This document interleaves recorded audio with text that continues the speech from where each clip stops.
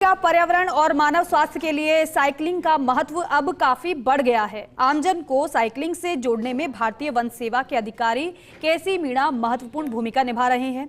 इस मौके पर आईएफएस केसी मीणा से खास बातचीत की एसोसिएट एडिटर निर्मल तिवारी ने। आपको सुनवाते हैं।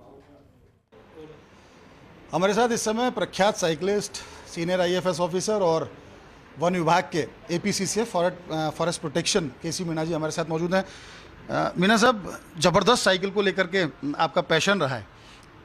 अब एक इवेंट आप और कराने जा रहे हैं, इसके पीछे क्या होता है उद्देश्य और किस तरह से पूरा इवेंट रहना है ये? आप देखिए, जिस तरह से हमारे समाज में जो है पर्यावरण चेंज हो रहा है, क्लाइमेट चेंज हो रहा है और उसके दुष्परिणाम हम देख रहे हैं। थोड़ी सी बारिश होती है और जाम लग जाता है, तो मैं समझता हूँ साइकिल उसका एक समाधान है। जिस तरह से हम पर्यावरण को बचाते हैं, तो पर्यावरण बचाने का अगर साइकिलिंग हम अपनाएं ज़्यादा से ज़्यादा, तो पर्यावरण बचाने में वो भी बहुत सहायक होगी। ये वन और विरासत को कैसे जोड़ने का ये आइडिया कैसे आया और इसको किस तरह से एग्जीक्यूट कर रहे हैं? वन और विरासत, देखो, दोनों ही चीज़ हमारे फ्यूचर से जुड़ी हुई है।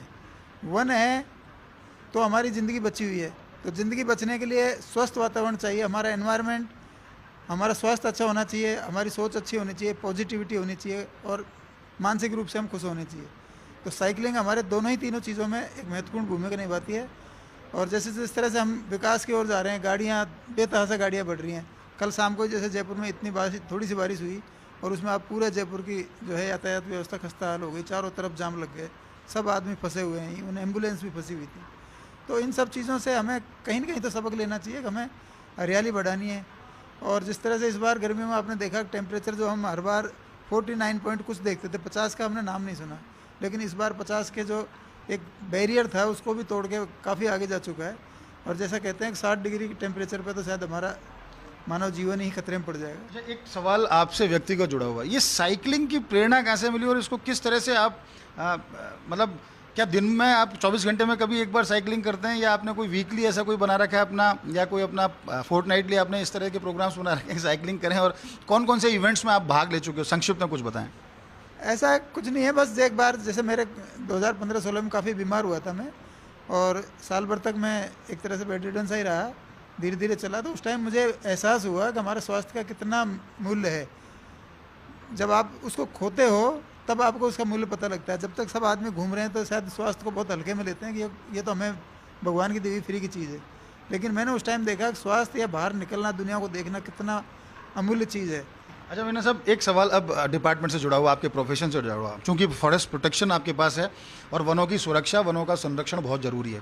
इसको लेके किस तरह के नवाचार विभाग स्तर पर आपके निर्देशन में चल रहे हैं और किस तरह के नवाचार आगे आप शुरू करेंगे?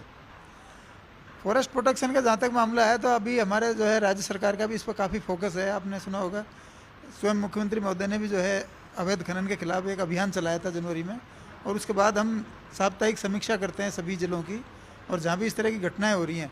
अभी आप कुछ दिन पहले आपने देखा होगा, जो खनन माफिया हमारे जो है पुलिस कर्मियों पे, वन कर्मियों पे या खान विभाग के भी अधिकारी जाते हैं, कई बार उन पर ट्रैक्टर चढ़ा देते हैं, जान भी चली जाती है।